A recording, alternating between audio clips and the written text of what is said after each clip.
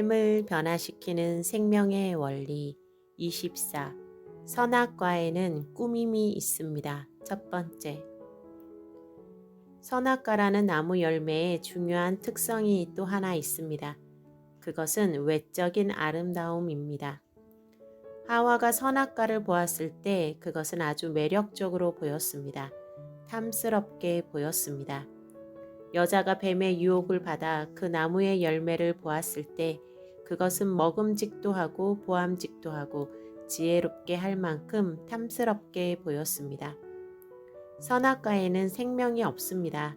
하지만 그것은 아름답게 보였습니다. 그것의 내면에는 죽음이 가득했지만 그 외면은 아주 매력적이고 아름다운 것이었습니다. 외적인 아름다움을 가지고 있고 속에는 사망을 가지고 있는 것. 그것이 선악과의 중요한 특성입니다. 그렇기 때문에 내면을 보지 않고 외면을 보는 사람들, 내적인 세계를 알지 못하고 보이는 세계에 치중하는 사람들은 선악과를 분별할 수 없으며 선악과의 매력에 빠지게 되고 그것을 먹을 수밖에 없는 것입니다. 속에 사망이 있는 것이 겉으로는 아름다움을 가지고 있다는 것은 바로 자연의 이치이기도 합니다. 식물이든 동물이든 속에 독을 가지고 있는 것의 외모는 아름답습니다. 독이 있는 버섯은 아름답게 생겼습니다. 독이 없는 버섯은 아름답지 않습니다. 독을 가지고 있는 뱀도 아름답고 날씬하게 잘 생겼습니다.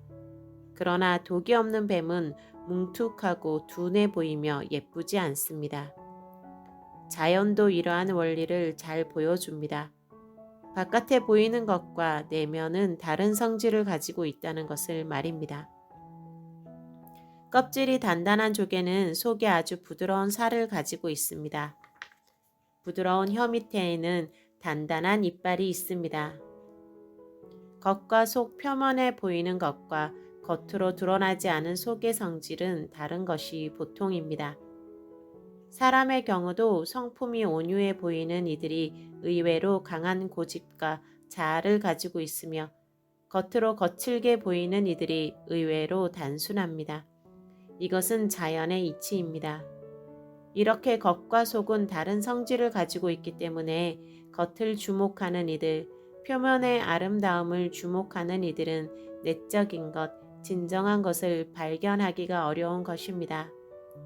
선악과는 아름답습니다. 그리고 매혹적이었습니다. 그래서 여자는 그것을 따먹었습니다. 드릴라는 아름다웠을까요? 아마 그랬을 것입니다. 그녀의 외모가 뛰어나지 않았다면 삼손은 거기에 빠지지 않았을 것입니다. 밧세바는 아름다웠을까요? 역시 그랬을 것입니다. 성경도 그렇게 말하고 있습니다. 저녁 때에 다윗이 그 침상에서 일어나 왕궁 지붕 위에서 거닐다가 그곳에서 보니 한 여인이 목욕을 하는데 심히 아름다워 보이는지라. 사무엘하 11장 2절. 부하들은 목숨을 걸고 전쟁을 하고 있는데 다윗은 저녁 때까지 침상에서 뒹굴고 있었습니다. 당시 다윗의 영적 상태를 잘 보여주는 모습입니다. 아무튼 그가 잠이 덜 깬 상태로 옥상에 바람을 쐬러 올라갔다가 여인을 보았고 그녀는 아주 아름답게 보였습니다. 아름답지 않았다면 다윗은 넘어지지 않았을 것입니다. 남성들은 흔히 여성의 외모에 몰두합니다. 외모가 예쁘면 모든 것을 좋게 받아들입니다. 그녀의 내면에 이기심이 있고 고집이 있고 사치가 있고 게으름이 있고 어리석음이 있고 거짓됨이 있어도 상관하지 않습니다. 이러한 외모 지상주의가 많은 비극의 시작인 것입니다. 외모 지상주의는 선악과의 탐스러움을 보고 따먹은 에덴 동산에서부터 시작된 것입니다.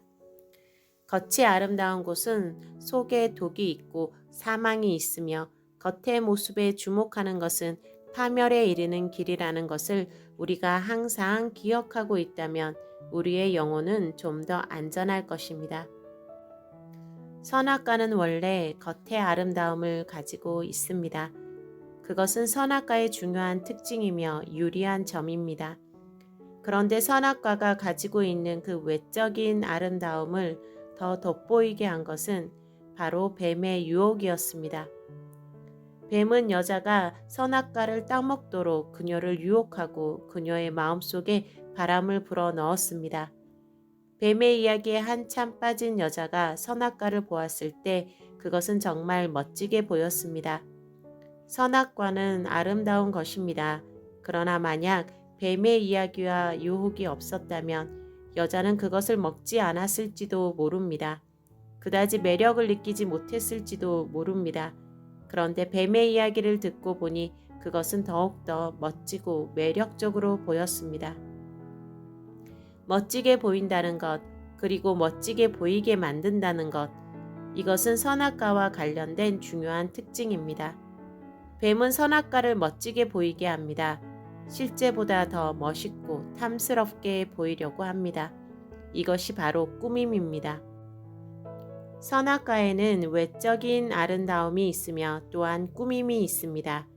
그 꾸밈을 통하여 선악과의 매력은 더욱더 빛을 발하게 됩니다. 꾸밈이라는 것은 없는 것을 만들어내는 것입니다. 그럴듯하게 보이려고 하는 것입니다. 그것은 실제보다 과장시키고 증폭시킵니다. 거짓을 만들어내는 것입니다. 꾸밈에 대하여 생각할 때 가장 인상적으로 떠오르는 사건과 사람이 있습니다. 그것은 이세벨입니다. 이스라엘의 대표적인 악한 왕 아합의 아내인 이세벨입니다. 아합은 악한 왕이기는 하지만 어찌 보면 조금 순진한 데도 있는 사람입니다. 그는 악하기는 하지만 기분 파이고 지혜도 부족합니다. 어리석고 단순합니다. 이세벨은 이런 아합을 가지고 놉니다. 아합이 나봇의 포도원을 탐내면서도 방법이 없어서 끙끙거리고 있을 때 이세벨은 아합의 이야기를 듣더니 뭐 그리 시시한 문제로 고민하느냐고 한마디 하고 간단하게 거짓 개교로 나봇을 죽이고 나봇의 포도원을 빼앗아 버립니다. 그녀는 정말 무섭고 독한 여인입니다. 우리는 엘리야와 바알 선지자들과의 그 유명한 대결의 장면을 기억합니다. 엘리야는 혼자, 바알과 아세라 선지자들은 850명. 그 850대 1의 싸움에서 엘리야는 승리하고 하나님의 살아계심을 보여줍니다. 엘리야에게 있어서 숫자란 아무 의미가 없었던 것입니다.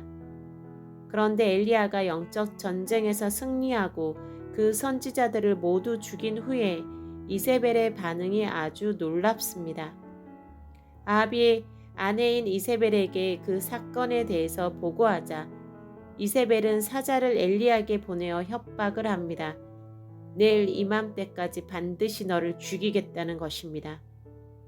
협박을 하면서 맹세까지 합니다. 그것은 어처구니 없고 또 놀라운 일이었습니다.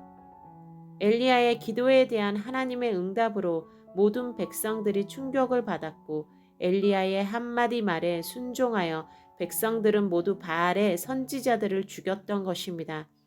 아합도 백성들의 기세에 감히 어쩔 생각을 하지 못했습니다. 이른바 대세의 흐름이라는 것이 있는 것입니다. 하나님의 권능이 임하여 하늘에서 불이 떨어지는 그 장엄한 장면에서 충격을 받지 않을 사람이 누구이겠습니까?